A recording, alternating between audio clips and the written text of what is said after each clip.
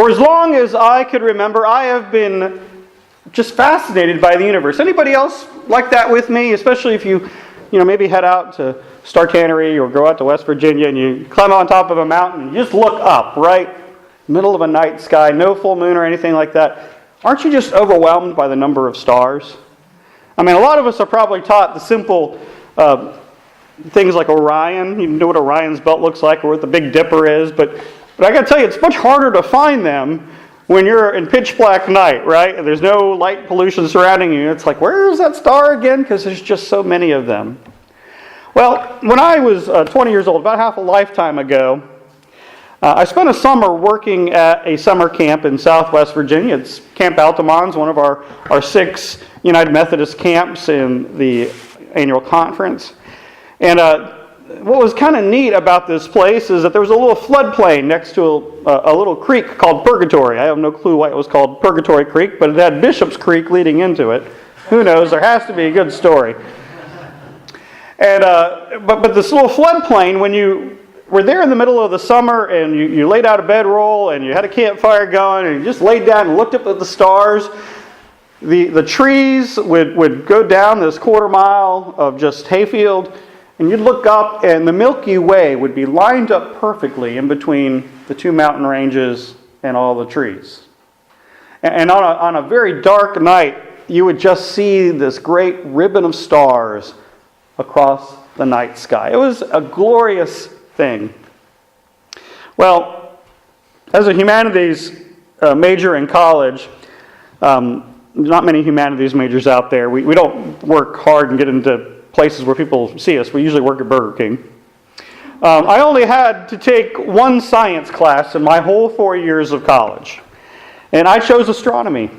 And I spent the whole semester trekking up to the top of our science building and looking through a telescope and gazing at these planets. And what's amazing to me, the starlight we see has been traveling for years, thousands of years, millions of years, some of those stars. And what you're looking at is something that has happened in the past. And that's kind of amazing to me, right? Just imagine some alien looking at our world and they see our dinosaurs, right? If they look close enough. Well, at the end of that summer that I worked at that summer camp, there was a meteor shower forecast, and it's actually one we have every summer. And if you go out at a certain time at 3 o'clock in the morning in August, early August, you can watch meteors. And I think the most I've ever counted was about 65 before I fell asleep. But I remember taking, my co-counselor and I, we had 14 children in our summer camp group, and we decided to wake them up at 3 o'clock in the morning.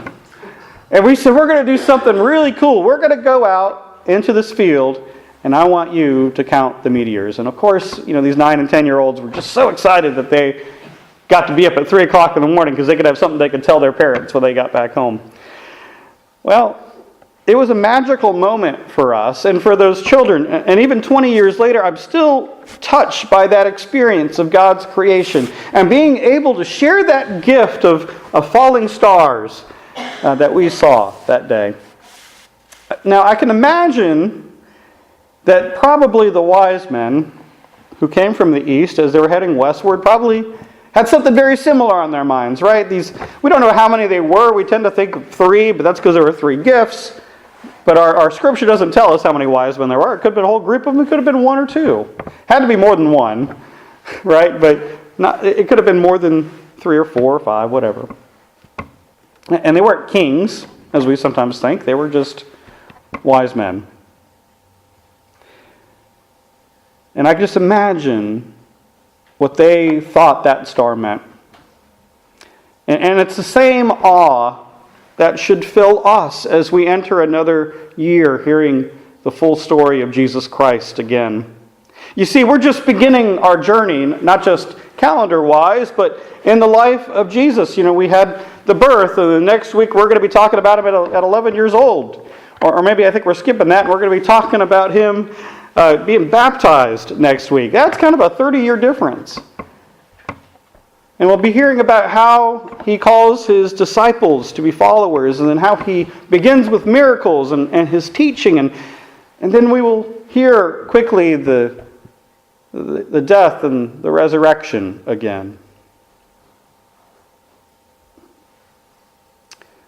Matthew, like I said, doesn't say much about the wise men. He says they came from the east, that they visited King Herod, and when they realized they were wrong, they found Joseph, Mary, and the baby in Bethlehem, and they left their gifts of gold, frankincense, and myrrh.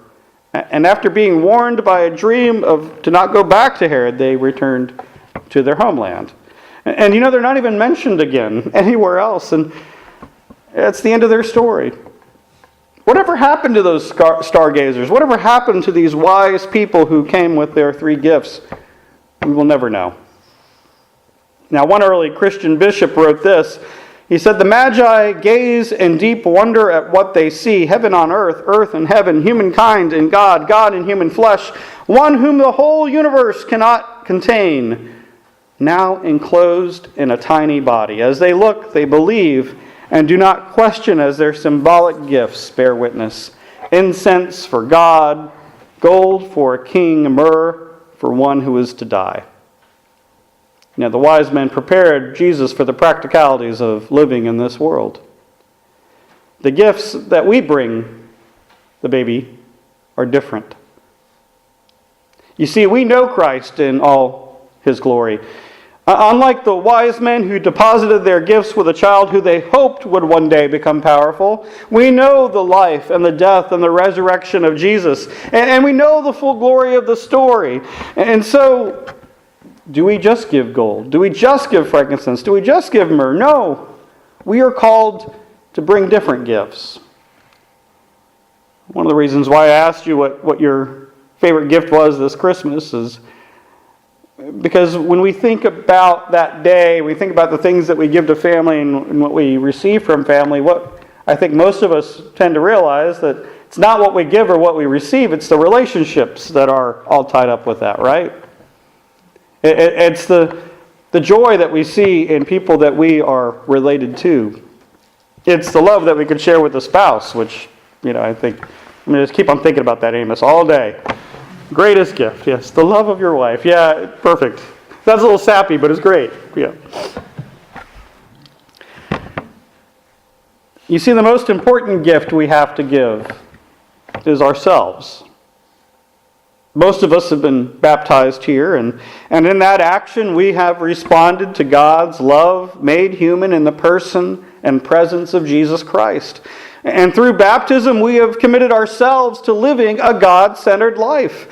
Last Sunday we heard that the world received the greatest gift it would ever receive, the incarnation of God. God became us, lived like us, suffered like us, rejoiced like us, and even died like us.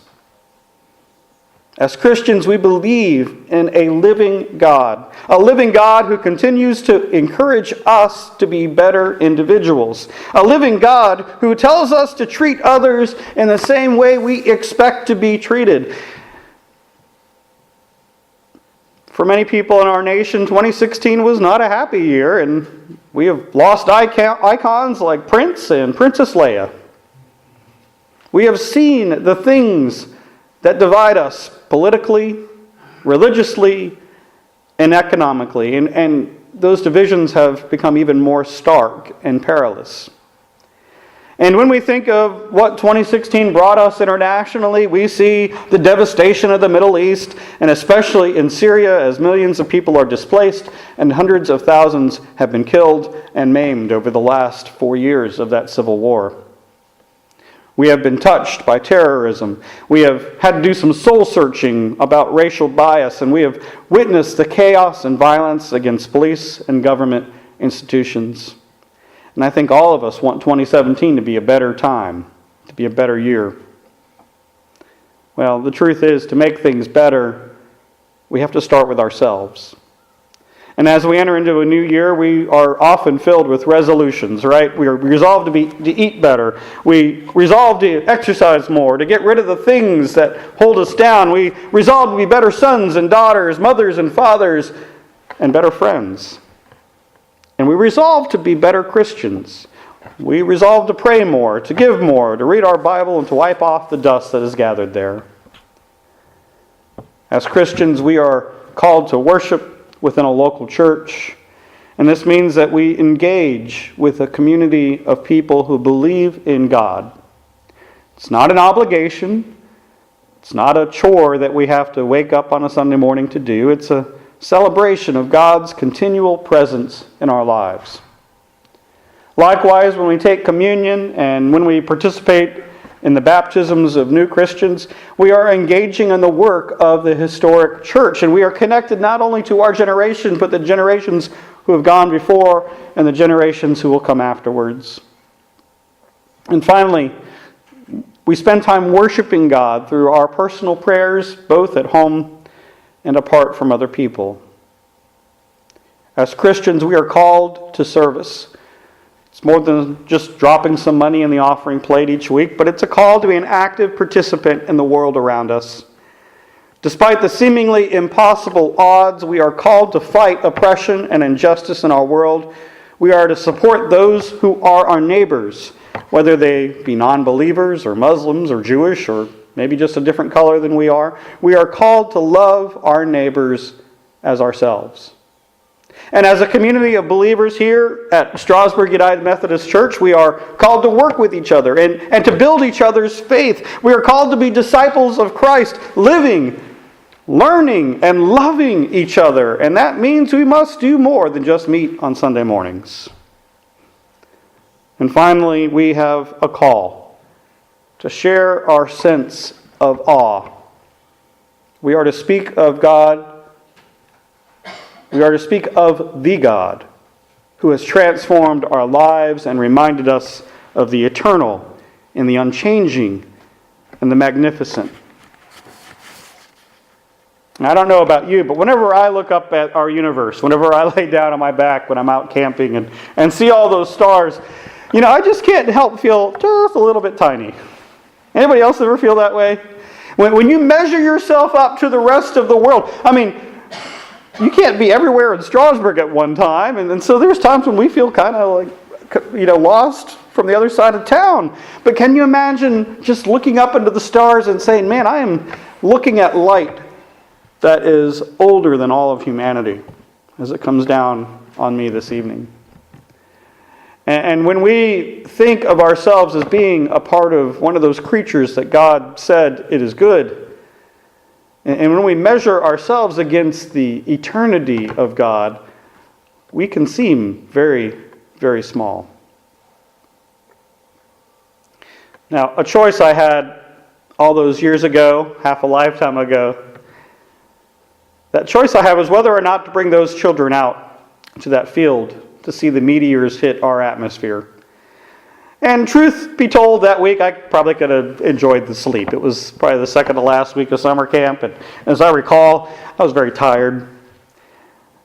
But I wanted to share my joy with those children. I wanted them to see a little bit of the infinite that I gaze upon.